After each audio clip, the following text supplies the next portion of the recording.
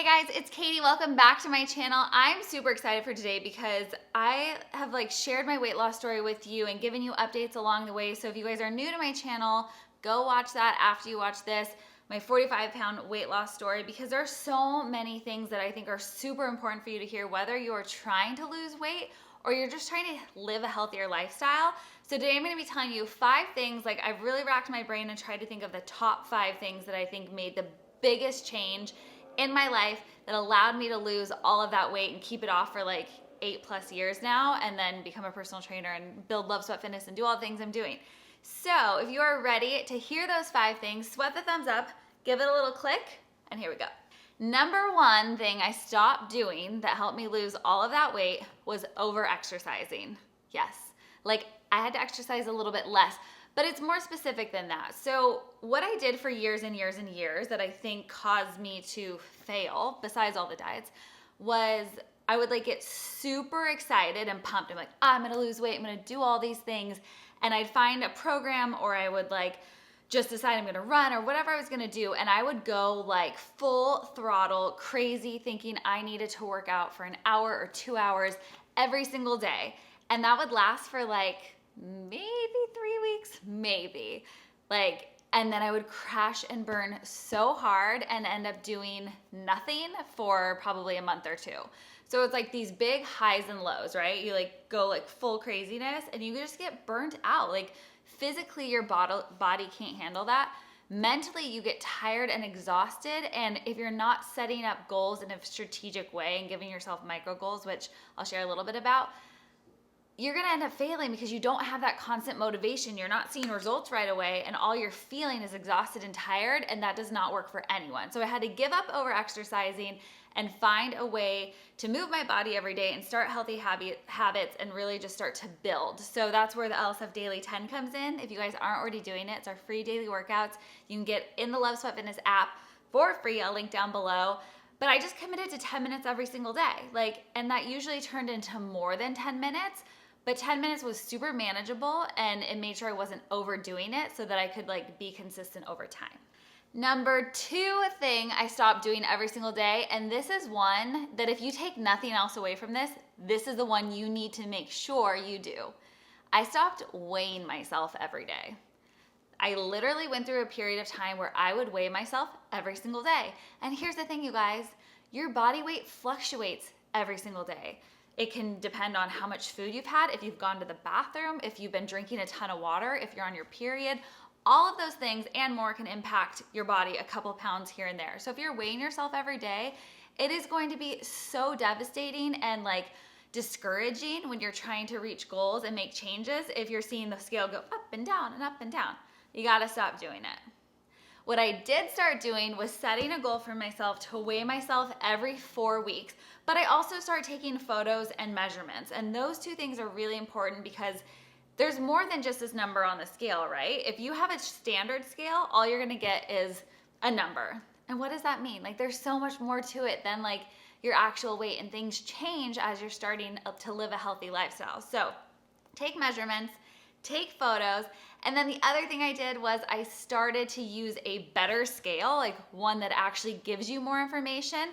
So my favorite that I've had for years, if you guys watched, I don't even know when this video was, a couple years ago, I shared the scale for you guys.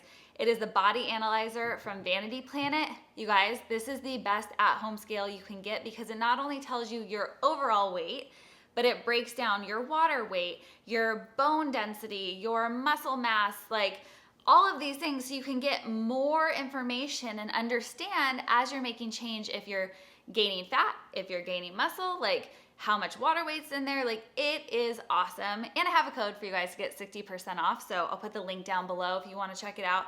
It's just the best scale if you're gonna have one at home, but just do it once a month. The 3rd thing I stopped doing, and this one is tricky, I stopped scrolling so much. I literally used to get trapped in Facebook and Instagram when it first started coming around, and just scrolling and scrolling and looking at people and comparing myself and scrolling through magazines. It's all the same, right? We're constantly bombarded by images of people that we think we're supposed to look like. I compared myself to my friends. I compared myself to other women I saw in real life, on TV, internet, everywhere. And it's so unhealthy. Like, it was probably one of the most emotionally draining things that I was doing for myself that was really causing me to get back into these like kind of depressed modes that wouldn't allow me to have the motivation to keep going, because I'd be like, oh, I can never get there. I'm never gonna look like that. But the thing is, like, you're not supposed to look like that. You're supposed to look like you, like the healthiest version of you that you can possibly be.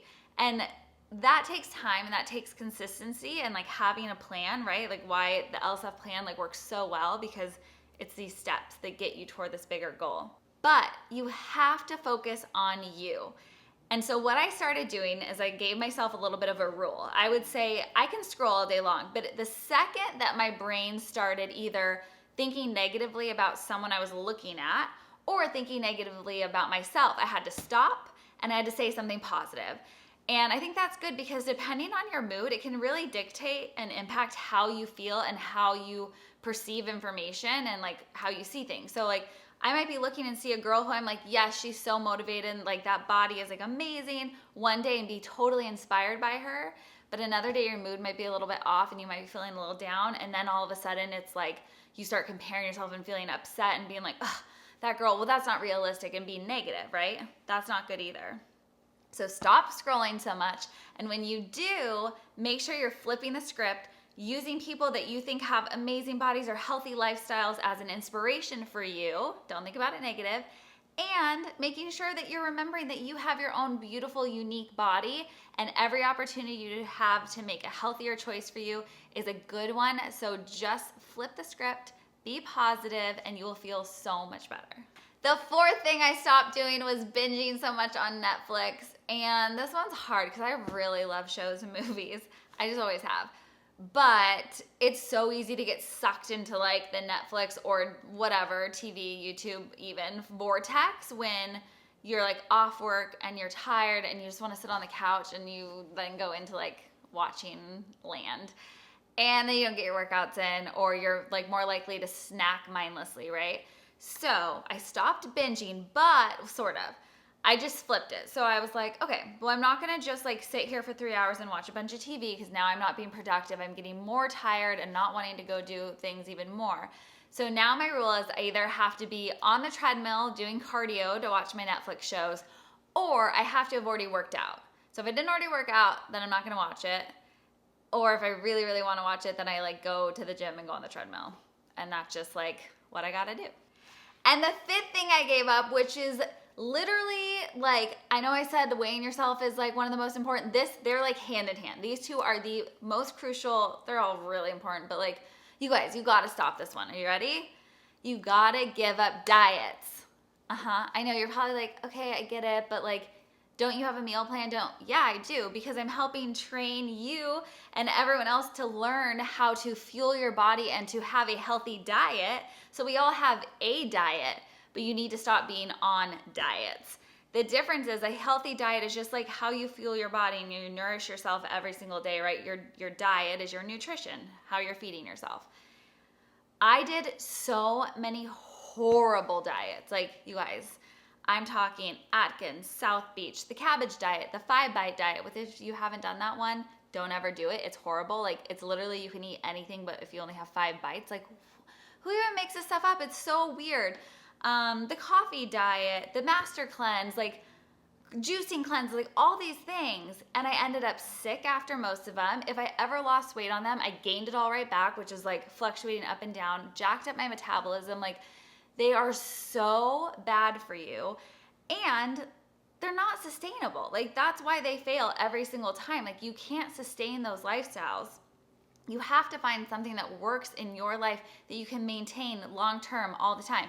Not eating carbs for the rest of your life is not an option. Like, that's not okay. Your body needs carbohydrates. So like Atkins and South Beach and these ones that eliminate carbs, like, they're messed up. You guys, when I was on those diets, I literally ate so much sugar-free candy because that was okay, that like, this is so gross, TMI, but like, I had like stomach issues, like, you know what I mean? Like, non-stop. It was so bad.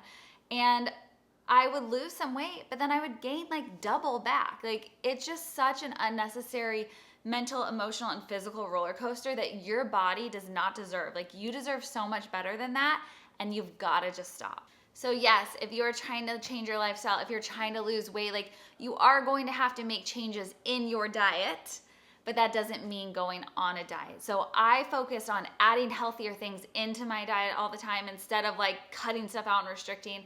I would add things in, add more veggies, add more water, like add more of the good stuff so you have less room for the bad stuff.